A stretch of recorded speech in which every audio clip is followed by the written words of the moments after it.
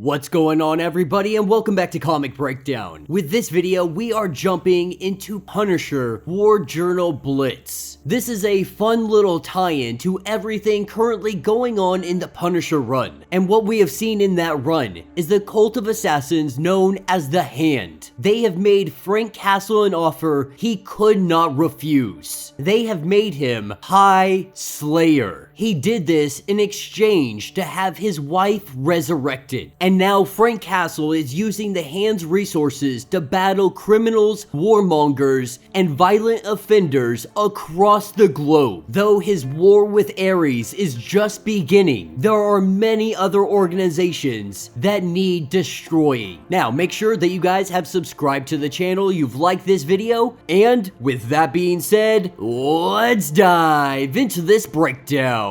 Alright gang, so we are picking up really all over the United States. From Ohio to Los Angeles to New York, we are seeing one by one hideouts being taken down. And that is because they are hunting down Hate-Monger. And though they have really done a number on a lot of these hideouts, the truth is, Hate-Monger is fighting back. This is obviously something that the Punisher is not opposed to. The more Hate-Monger fights, the more Punisher kills all of his men. Every time they find themselves at a new hideout, it seems that Fratz, he has already made his escape, having no remorse for any of the mercenaries or any of the men that stay behind defending his places. Every time they find a cache, they burn all of the money and they take all of the weapons. If there is anybody left alive, the Punisher sees to their torture himself. Sees to their interrogation. One of them being alive is Warner Mayer, one of Hate-Monger's media puppets. Hate-Monger pays this guy a fortune, at one time calling himself the voice of freedom. But today, he is not going anywhere. Today, he is in the grasp of the Punisher. Now, the Punisher, he knows that Hate-Monger is not here. What he wanted to do was put the fear of God into him. That way, he would call him, as he calls Hate-Monger.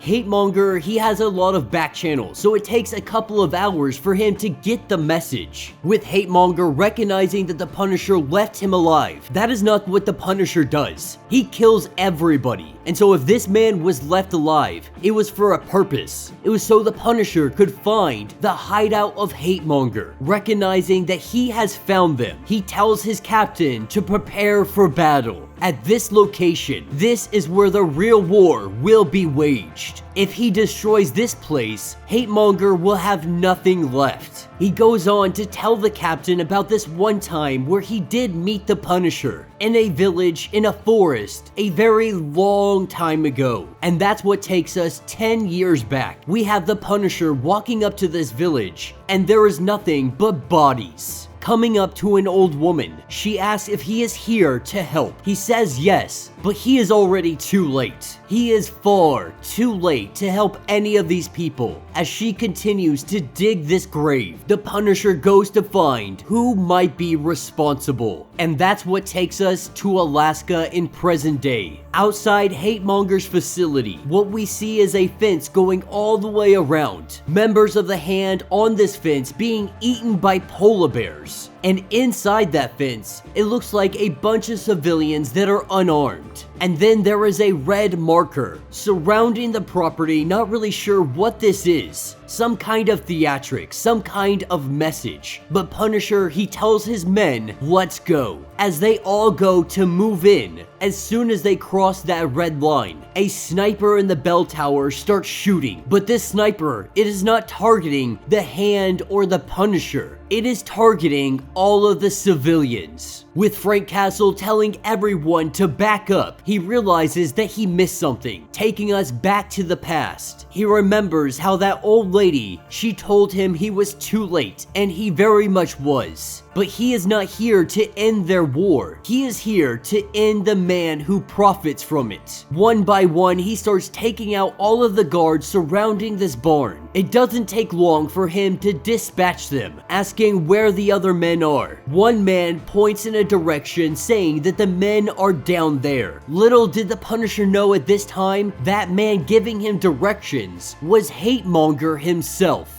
Taking us back into present day, we have Frank Castle in the hand. They are grabbing their weaponry, from grenade launchers to rocket launchers. They launch everything they have directly at that bell tower, taking it out of the air. It collapses down to the ground. All of the civilians, they run in opposite directions. And this is when the hand moves in, as the Punisher cuts his way through all of these forces. Members of the hand are falling left and right. Hate-Monger's captain is letting him know that it is getting messy up here. They have taken out communications and the generator. Not really sure if there is any opportunity for them to survive this conflict. Hate-Monger lets it be known that there will be no surrender. Frank Castle does not take prisoners. So you are either going to die here or you are going to win this battle. As he makes his way through all of these forces, this is where he sees some of their members. They start to put on gas masks. As they release this kind of nerve agent, we see members of the hand falling left and right, with the Punisher holding his breath. He goes running in, only for the captain of Hate-Monger to gun-butt him in the stomach, and with this, he inhales deeply. Even with everything burning, everything feeling like it is on fire, he is still able to take his sword and thrust it right through her chest. As he takes her gas mask and he heads inside to Hate-Monger's facility. It doesn't take long for him to come face to face with him. And while Hate-Monger, he's sitting here trying to play nonchalant. Like, I know I'm gonna die, at least you could give me a gentleman's death. That it was a fun battle, it was a fun war, it was a good chess match. The truth is, the Punisher, he is not here to hear any of it, making him bleed real good. He takes Hate-Monger and he throws him to the polar bears. And when one of the hand asks what is next from the High Slayer, he says that we continue our battle. And that will be the end of this issue. So let me know what you guys think down in the comments. This one was definitely a lot of fun. We are just getting to see Frank Castle on the freaking warpath.